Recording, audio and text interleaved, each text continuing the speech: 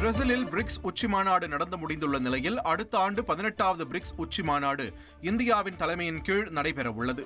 India தனது தலைமையின் கீழ் மக்களை மையமாக கொண்ட முன்னேற்றத்தின் உணர்வை முன்னெடுத்துச் செல்லும் என்று பிரதமர் நரேந்திர மோடி தெரிவித்துள்ளார். இதைத் தொடர்ந்து தனது 5 நாடுகள் பயணத்தில் பிரேசில் பயணத்தை முடித்துக் கொண்டு அடுத்ததாக பிரதமர் நரேந்திர மோடி நமீபியா நாட்டிற்கு பயணிக்க உள்ளார்.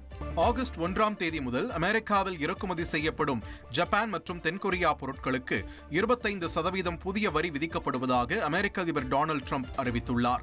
முன்னதாக அமெரிக்காவில் இறக்குமதி செய்யப்படும் பொருட்களுக்கு விதிக்க உள்ள புதிய வரிகள் தொடர்பாக தாம் கையெழுத்திட்ட கடிதங்கள் 12 நாடுகளுக்கு அனுப்பி வைக்கப்பட்டுள்ளதாக அமெரிக்க அதிபர் டொனால்ட் ட்ரம்ப் தெரிவித்திருந்த நிலையில் தற்போது அதில் 2 கடிதங்களை தனது சமூக வலைதளமான ட்ரூத் சோஷியலில் வெளியிட்டுள்ளார். சீனாவுடனான வர்த்தக போருக்கு மத்தியில் ஜப்பான் மற்றும் தென்கொரியா ஆகிய 2 நாடுகளும் அமெரிக்காவின் முக்கிய நட்பு நாடுகளாக பார்க்கப்படும் நிலையில் அமெரிக்க அதிபர் டொனால்ட் ட்ரம்பின் இந்த புதிய வரி விதிப்பால் ஜப்பான் மற்றும் தென்கொரியாவில் வாகனம் மற்றும் மின்னணு தொழில்கள் பாதிக்கப்படலாம் என்று கூறப்படுகிறது.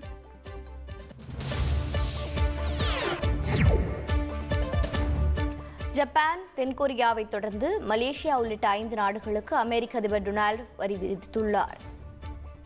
அதன்படி கஜகஸ்தான், மலேசியா, தென்னாப்பிரிக்கா, மியான்மர், லாவோஸ் ஆகிய 5 நாடுகளுக்கு வரி விதிப்பதாக ட்ரம்ப் கையெழுத்திட்ட கடிதம் ட்ரம்ப் ட்ரூத் சோஷியல் என்ற சமூக ஊடகத்தில் வெளியிடப்பட்டுள்ளது. அதில் மியான்மர், லாவோஸ் ஆகிய நாடுகளுக்கு 40% வரியும், தென்னாப்பிரிக்காவுக்கு 30% வரியும், கஜகஸ்தான், மலேசியா ஆகிய நாடுகளுக்கு 25% வரியும் விதிக்கப்படுவதாக தெரிவிக்கப்பட்டுள்ளது.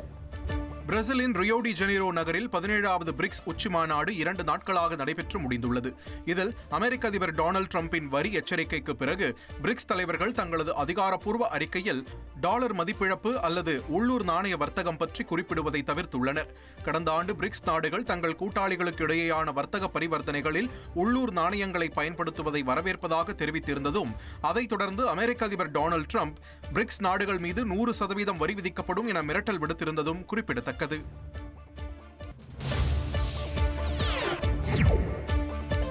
பிரிக்ஸ் கூட்டமைப்பின் அமெரிக்காவிற்கு எதிரான கொள்கைகளை ஆதரிக்கும் நாடுகள் மீது 10% கூடுதல் வரி விதிக்கப்படும் என அமெரிக்க அதிபர் டொனால்ட் ட்ரம்ப் எச்சரித்திருந்த நிலையில் பிரிக்ஸ் கூட்டமைப்பு எந்த ஒரு நாட்டிற்கும் எதிரானது அல்ல என்று சீனா பதிலளித்துள்ளது. சீன வெளியுறவு அமைச்சக செய்தி தொடர்பாளர் மாவோங் நிங் கூடுதல் வரி விதிப்பு குறித்த ட்ரம்பின் மிரட்டலுக்கு பதிலளித்துள்ளார். அதில் வர்த்தக போர் மற்றும் வரி விதிப்பு போரில் யாராலும் வெற்றியாளராக முடியாது என்ற தனது நிலைப்பாட்டை பலமுறை சீனா கூறி வருவதாக குறிப்பிட்டுள்ளார்.